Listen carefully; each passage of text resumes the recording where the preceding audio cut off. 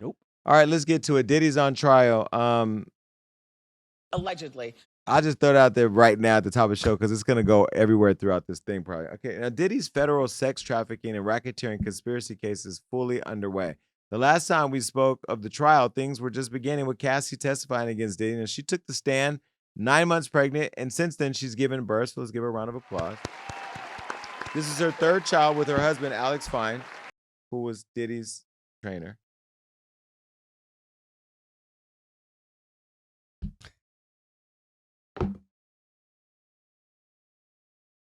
We also talked about sex worker Daniel Phillip, alleging that Cassie initiated urination acts. Okay, let me first start by saying that we've learned so much about Diddy and Cassie that on one hand, they were some freaks. But on the other hand, doesn't it kind of expose Cassie in a way where it's like, and I'm not defending Cassie and I'm not defending Diddy, or I'm talking as I'm saying, I'm thinking as I'm talking. When you file a lawsuit against somebody, there is the chance that your tea can be spilled. Mm-hmm. So she filed a lawsuit, or she threatened to file a lawsuit. She filed one, and she got the $20 million, and then it was a grab and go. She was out of there, and then boom. Then these charges came up, and now she's on trial, where now they're not only putting up all the headshots of all the men that have ran through her poon, but now who've peed on her, who've done all these things to her. And is it degrading in a way? Because I kind of feel bad that she has to be on full display, but then again, you're a part of all this. I think that maybe I would hope at this point that there's some vindication in this for her, because I think she was like had to be a silent victim for so long that I hope, but of course I don't want nobody to know who I was with last week. Like I don't need anybody knowing my business. Oh, I wasn't with anybody last week. It's been like 9 months. But the reality, like to your point, yes, I think there's probably a level of embarrassment that she has to feel, but at the same time, I would hope that the vindication of her, like the violence she suffered privately for so long, is being made public.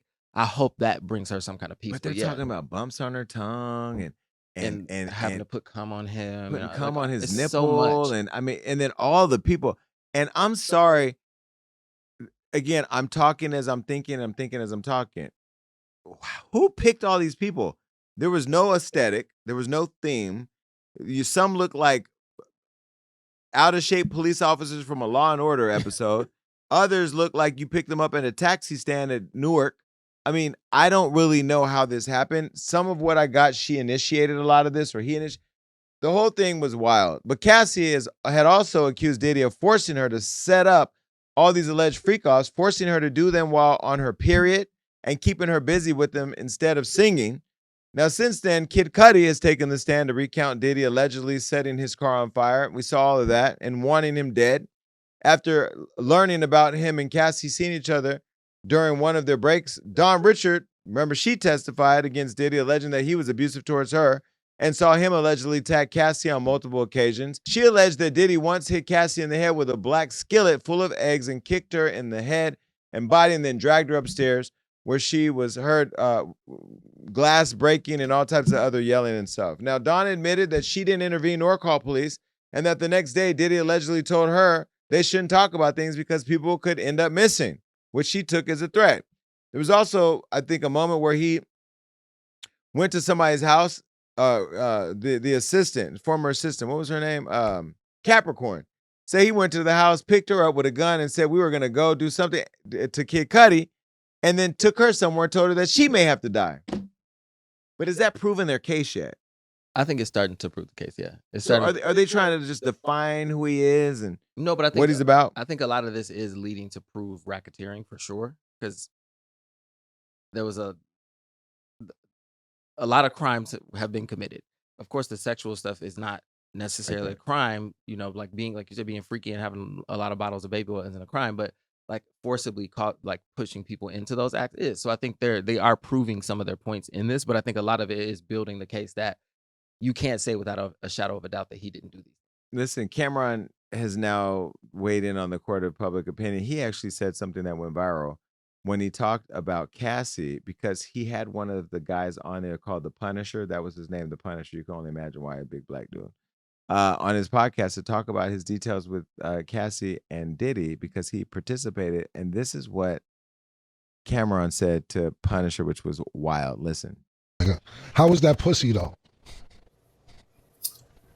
I mean, bro, even if it was fire, Bro, was the pussy good, family? Let's stop with political shit. We was Harlem time, my nigga. What? Okay, let me start by saying I love you, Cameron. I love Cameron. Cameron, everybody that does what we do has their way of doing it. Nori does his thing. Nori drinks and acts like he don't know what he's talking about when he's trying to bait you into some bullshit. Me, you already know. I'm gonna interview you. I'm gonna ask you all the great questions. We're gonna get into your zodiac. I'm gonna talk, and then I'm gonna start asking you all the stuff that people want to know, right? Because once you get people comfortable, they get to start whatever. Cameron is straight Harlem, straight out the gate. He hitting you with all the fire. You don't like that? Not at all. I think people have to think about the circumstance that they're also talking about. This is a woman who was forced into a violent sexual relationship for years and years and years and years and years, and she was pregnant at the time, about to give birth to her child, and having to publicly air all of the things that happened to her in a sexual manner. Some that she was okay with, and a lot that she probably But $20 wasn't okay with. million made it easy. Yeah, but at the same 30 time, million now. It's up to 30. I think at the same time, She got a trainer from 24 Hour Fitness and turned him into a multi-millionaire. Yeah, but still, think about the conversation you're having before you have it. That's all. Figure out a way to navigate that conversation where you don't have to sound so disrespectful to a person who's a victim. That's all I'm saying. So but that's his content. It's his content, and I think rightfully so, a lot of people came at him and said that was disrespectful. So people say I'm disrespectful. I haven't even been disrespectful through this whole trial, right? I've been fair. No, you've been.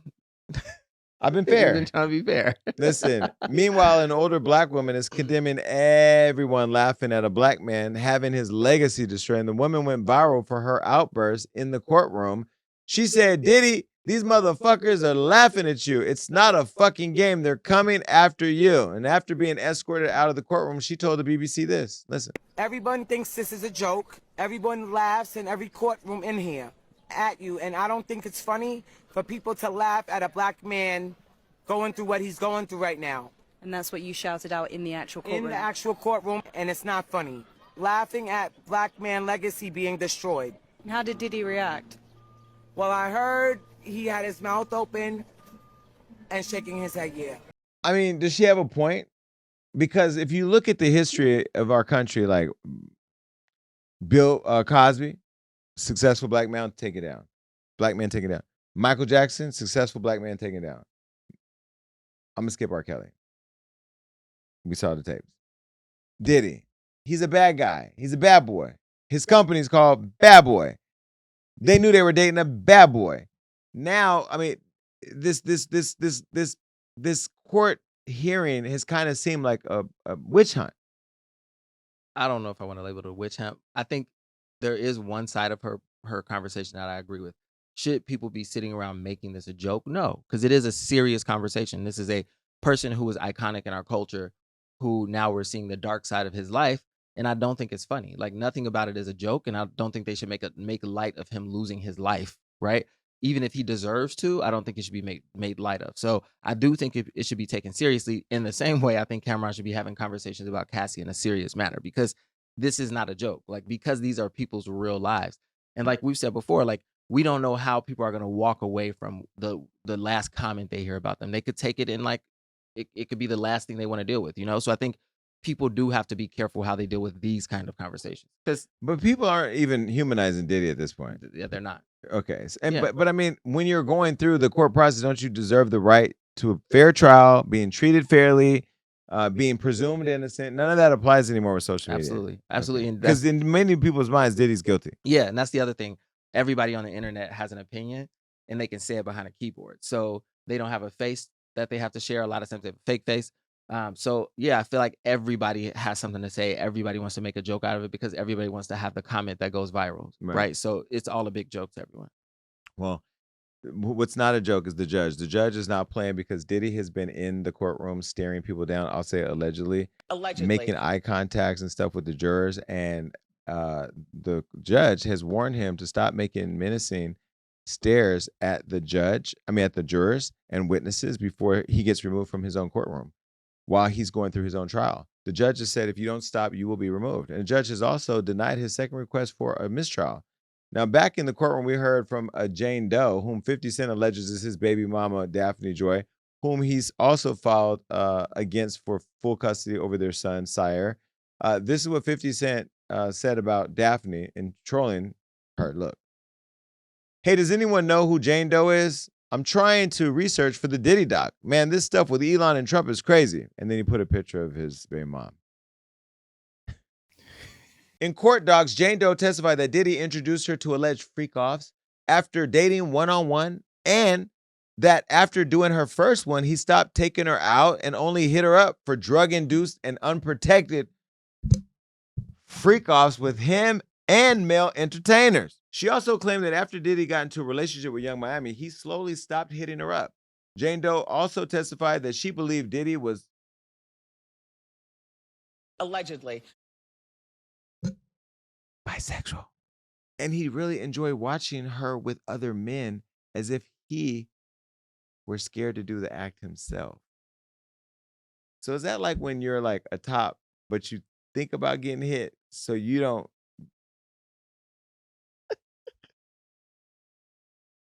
you don't do it, but you hire somebody else to go do it so you can watch it?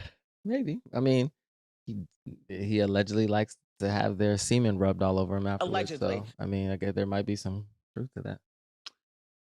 Jane Doe further alleged that Diddy beat her in 2024 after calling him a pedophile for dating a woman 25 years younger than him. She claims he left her with 2 golf ball-sized bruises on her forehead and immediately forced her to do a freak-off with a male sex worker right after. Now, Jane Doe also alleges Diddy threatened to send a sex tape of her to her child's father, allegedly 50 Cent. She said, I became the side chick and sex worker in my own relationship. She further alleged that Diddy, whom she dearly loved and couldn't say no to, made her sleep with 3 men in 3 days before taking another woman on vacation. I mean, that sounds like a weekend with you without the vacation. Oh, please. At least 10 years ago. You have matured. We have both. We've grown. We've grown. We've slowed down. Yeah. Please protect the pet population. You know, they're having sex with pets in Stockton. What? Stockton, the homeless people, some of the homeless people have found to killing and having sex with the dogs and cats or whatever. So now we've had to put it's like a lot of stuff going on in the world. Not that has anything to do with Diddy. That just came to mind that I have 2 jobs now. Talk about this and deal with that. Well, anyway, she said that he took the other woman on vacation. She said he took the other woman on vacation after she had sex with 3 guys in 3 days. Transcript said that she even threatened to stop doing the freak-offs after seeing Diddy and Young Miami and Turks and Caicos, telling him he better get off that island. But why would these people who say they were victims want him so bad to be with them?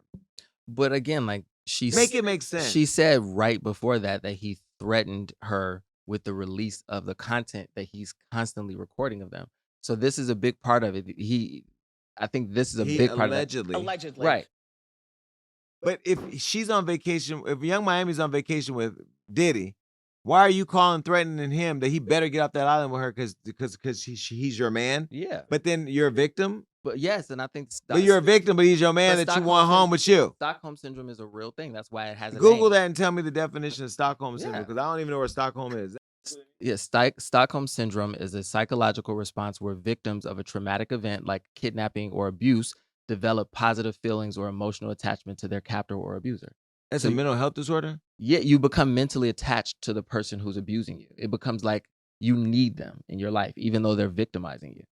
So that's why it's a real thing. Like, that's why a lot of people can't leave these relationships, because they're stuck in the relationship and they think they're in love with the person and they think they need that in their life. But whose fault is that?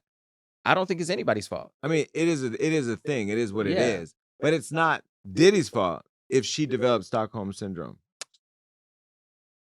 But it's his fault if he's victimizing people by violence, No, threat, I get that, but I'm yeah. saying if you develop Stockholm syndrome, Mhm. we all have an illness where we want the person that's been bad to us. Mhm. I've Yeah, even had for that. sure. You've had, everybody's Yeah. had that. Not to the degree or whatever, right? But who bears the responsibility in that? Both parties, the person who has a disorder, I think both. I because you think don't want no, a no, victim blame. no. I think the person who is in power, and this is the interesting thing to me too. I think, and this is just an opinion. I'm giving. I think a lot of times these people know how to pick out a person These who people meaning the the victimizers. victimizer Okay. knows how to pick out a person who they can like mold into that kind of person, and they know how to pick a person who's not strong-willed enough to leave that circumstance. Like we've seen other people around, even when who was the choreographer that cussed him out on Oh, Lorianne yeah, Gibson. Lauren Gibson. She wasn't he knows she's not the person that's gonna sit around and be that. So like I think victimizers know how to pick a person who's not gonna push back enough that they can build them into that space. So I mean that's just my opinion. But Well, we're watching the trial. I mean, Diddy, I don't know if Diddy's getting out. Do you think Diddy's getting out? it ain't looking I mean, good. we've seen Young Thug get off. I mean, well, Allegedly. we've seen Young Thug be found not guilty. We've seen people go through their trials. Well, the one thing that could happen because this is a federal case. Trump has already said he's not opposed to it. And he likes to do things like this to attract the like a blackmail base. Like this is what he does to get their attention. So they forget everything else because they're like, oh, he free Diddy. Like that would be a thing for sure. And it would help Trump. Absolutely. It would help him with a base that he wants attention from. Well, Diddy used to speak badly on Trump, and 50 said he was going to call Donald and tell him. This is the pettiness of it all. But anyway, highly entertaining at your expense. So take that. Bye.